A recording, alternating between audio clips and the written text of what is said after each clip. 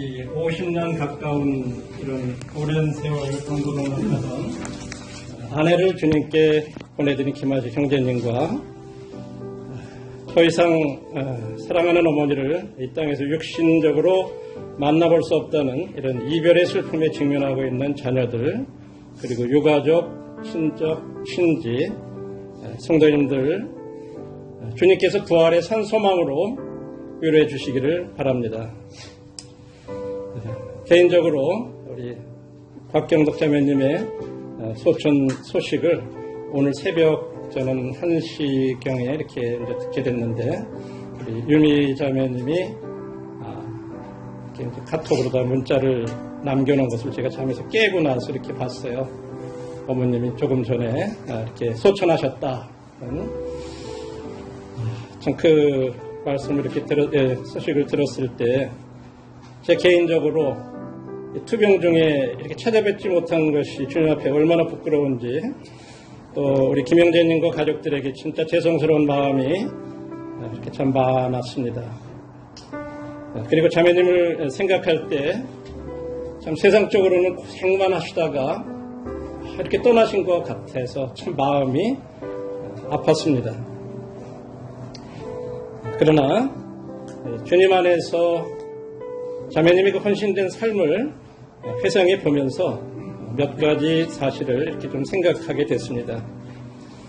먼저 자매님은 참 믿음과 순종의 사람이셨다 하는 것을 생각하게 됐습니다. 자매님은 외모적으로 볼 때 활달하게 막 드러나게 그런 성품은 아니셨지만 진짜 온유하시면서도 내적으로 강하신 그런 자매님이셨어요.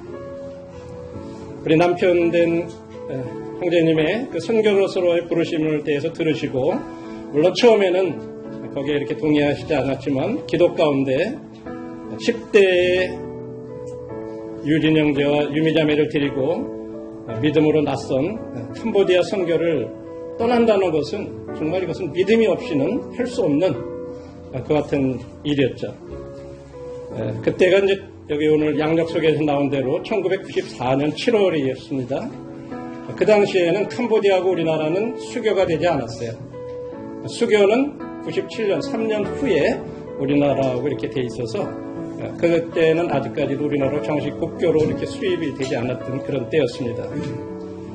그래서 제가 처음 그것을 이렇게 방문했을 때만 해도 그때 생생하게 기억이 나는데, 만일에 여권에다가 캄보디아 도장을 찍으면 한국에 들어와서 입국할 때 안기로부터 왜 거기를 갔다 왔느냐, 적성국가에 북한하고 이제 수교 이렇게 하는 나라인데 왜 갔냐, 이제 그런 것 때문에 도장을 못 찍게 하는, 그래서 들어가면서 페이퍼 배제라고 따로 종이를 떼면 거기다 찍고 여권에는 찍지 않고 나오는 그런 상황이었어요.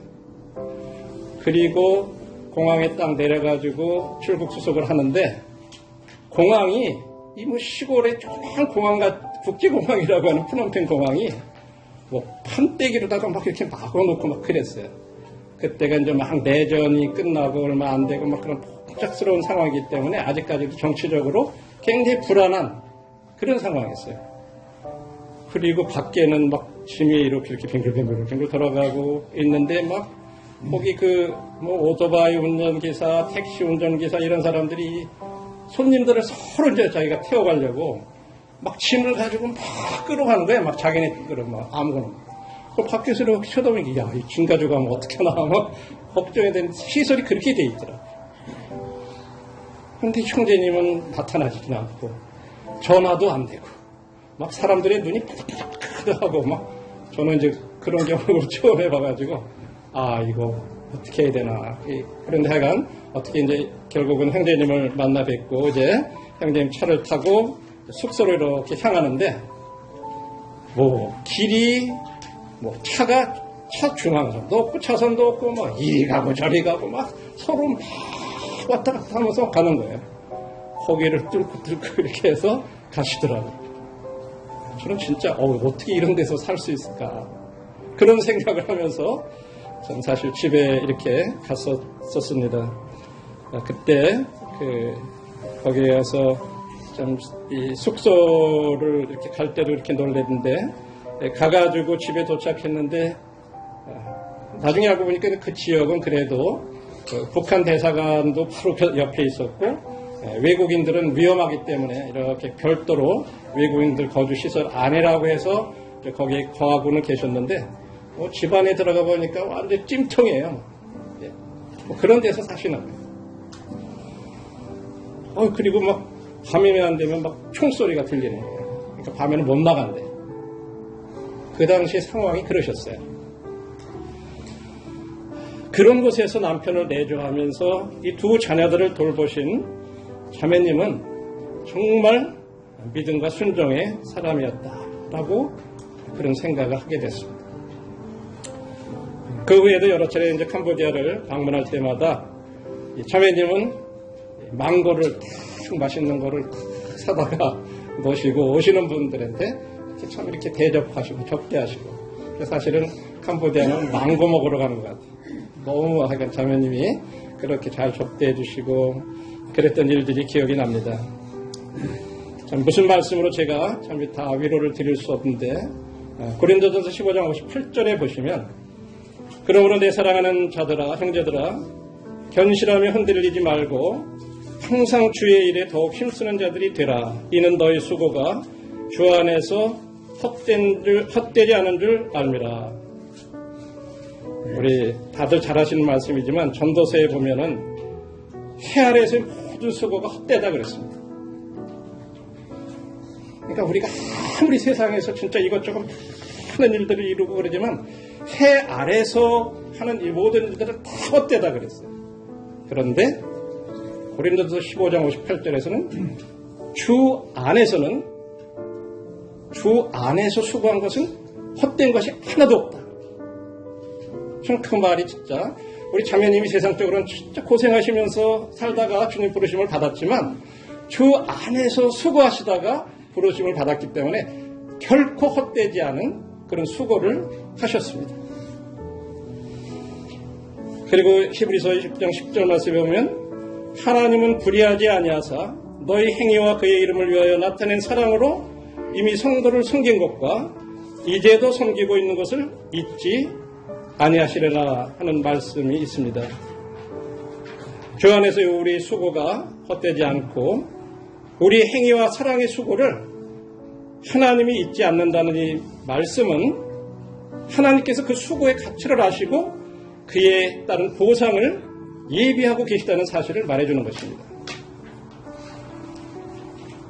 이처럼 수고하신 우리 박자매님, 또 우리 김한식 형제님, 그리고 지금 그 자녀들이 이어서 또 선교사로서 이렇게 수고하고 계신데 또 뿐만 아니라 주님 안에서 지금 많은 형제자매들이 이렇게 주님을 섬기고 계신데 그런 모든 일들에 대해서 하나님이 예비하신 그 상급의 특성과 관련해서 베드로전서 1장 3절로부터 5절에 보면 하나님께서 우리들을 위해서 한올에 간직하신 기업이라고 이렇게 말씀을 하고 있습니다. 말씀을 잠깐 읽어드리겠습니다. 베드로전서 1장 3절입니다. 우리 주 예수 그리스도의 아버지 하나님을 찬송하리로다. 그의 많으신 긍휼대로 예수 그리스도를 죽은 자 가운데서 부활하게 하심으로 말미암아 우리를 거듭나게 하사 산 소망이 있게 하시며 썩지 않고 더럽지 않고 쇠하지 않는 유업을 잊게 하시나니 곧 너희를 위하여 한올에 간직하신 것이라. 너희는 말세에 나타내기로 예비하신 구원을 얻기 위하여 믿음으로 말미암아 하나님의 능력으로 보호하심을 받았느니라. 베드로전서 1장 3절로부터 12절에서 베드로는 우리 구원의 독특한 영광을 이렇게 설명하고 있습니다. 예수 그리스도의 죽음에서의 부활을 통해서 우리가 산 소망으로 새롭게 태어난 것은 하나님의 풍성한 자비 때문이다. 이렇게 설명을 합니다. 그러면서 산 소망은 그 현재의 보상이다. 이렇게 말씀하고 있습니다. 예수 그리스도의 부활은 우리 구원의 의로운 기반이자 우리의 산 소망의 기초입니다. 죄인으로서 우리는 무덤 너머에 희망이 없었습니다. 우리에게는 확실한 심판과 불타는 하나님의 분노 외에는 아무것도 없었습니다. 그러나 그리스도의 구속 사역에서 하나님은 경건치 않은 죄인들을 구원하시면서도 여전히 정의로우실 수 있는 의로운 기초를 놓으셨습니다. 주님께서 우리의 죄의 대가를 지불하셨고 완전한 만족이 이루어졌습니다. 하나님의 공의에 대한 요구가 충족되었고 이제 복음에 순종하는 자들에게 자비가 흘러나올 수 있었습니다. 그리스도의 부활에서 하나님께서는 그의 아들의 희생적인 사역에 대한 완전한 만족을 나타내셨습니다. 부활은 십자가상에서 다 이루었다고 하신 우리 주님의 외침에 대한 아버지 하나님의 화답입니다. 또한 그 부활은 그리스도 안에서 죽은 사람들이 죽은 자 가운데서 부활할 것이라고 하는 것의 보증입니다. 그리스도와 함께 있고 영원히 그분과 같이 되기 위해 천국으로 데려갈 그 기대, 이것이 우리의 산 소망입니다. 그래서 F.B. 마이어는 이 산 소망을 우리의 현재와 미래를 연결해주는 고리라고 이렇게 불렀습니다.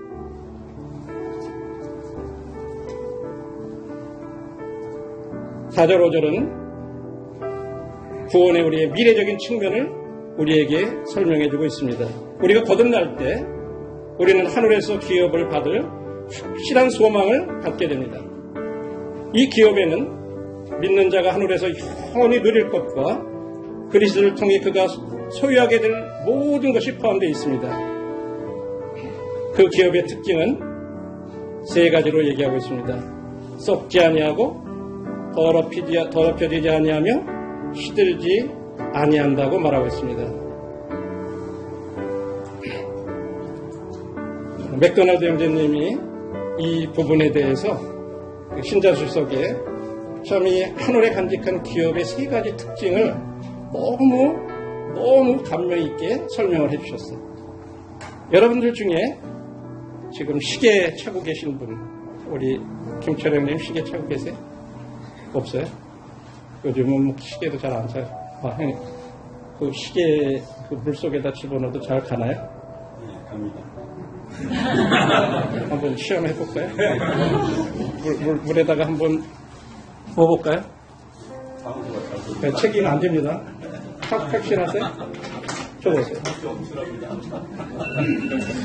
예. 방수 시계를 워터프루프라고 이렇게 부릅니다. 물에도 보증이 된다. 그래서 영어로 워터프루프. 예. 물에 집어넣어도 아무 지장 없이 제 기능을 잘 발휘할 때 그거를 워터프루프라 그랬는데 이 맥도날드 형님은 그것을 이렇게 설명을 하셨어요. 첫 번째, 썩지 않는다. 하늘에 간직한 기업은 썩지 않는다. 이 말은 결코 부식되거나 부패하지 않는다.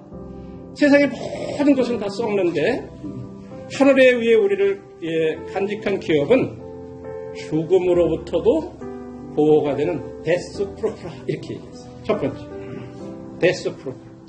죽음을 가도 죽음에 들어가도 전혀 상관이 없는 그런 기업이에요.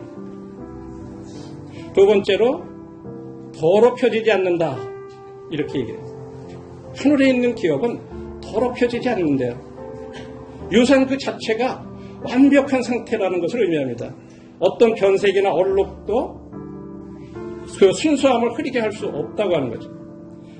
그런데 세상의 모든 것들은 죄로 말미암아 오염되고 더러워집니다. 그러나 하늘에 간직한 기업은 죄로부터 보호되는 신프루프라 이렇게 설명했어요. 신프루프. 참 감동에 대한. 세상에는 모든 게 아무리 좋은 것 같고 우리가 보기에 완벽한 것 같아도요. 다 죄가 들어가면 다 변질되고 오염돼요. 그런데 하늘에 간직한 기업은 신프루프다. 이렇게 설명했어요. 자, 세 번째는 쇠하지 않는다는 것은 그 가치와 영광 또는 아름다움에 변화가 없다는 것을 의미한다. 세상의 모든 것은 시간이 지나면 다 변합니다. 그러나 하늘에 간직한 기업은 시간으로부터 보호되는 타임 프루프라 이렇게 설명하셨어요. 데스 프루프, 신 프루프, 타임 프루프. 진짜 이 세상에 이런 기업이 어디 있어요? 그렇죠? 그런 게 없어요. 그런데 하나님께서 하늘에 간직하고 계시는 그 기업은 이처럼 놀라운 것이라고 하는 거죠.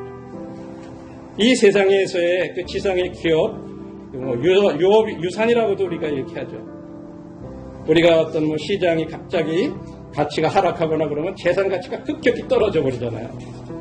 때로는 부모들로부터 유언장을 이렇게 해서 받아가지고 유산을 받았는데 갑자기 배다른 어떤 형제가 있었는데 해가지고 재산이 걸 법원에 들어가가지고 막 재판해가지고 갑자기 그런 게 뒤집어지거나 뺏기거나 막 그러기도 해요. 세상의 유산은 그래요. 그러나 하나님이 우리에게 주신 그런 것은 그 상속은 시간의 변화에 영향을 받지 않고 그 어떤 상속 권리에 허점이 없다고 하는 거예요. 그것은 하나님의 자녀들을 위해서 하늘의 안전한 근거에 보관되어 있다. 그렇게 표현하고 있습니다. 이 상속은 그리스도인들을 위해서 보호될 뿐만 아니라 그리스도인들이 또한 그 상속을 받기 위해서 보호를 받는다고 하는 거예요.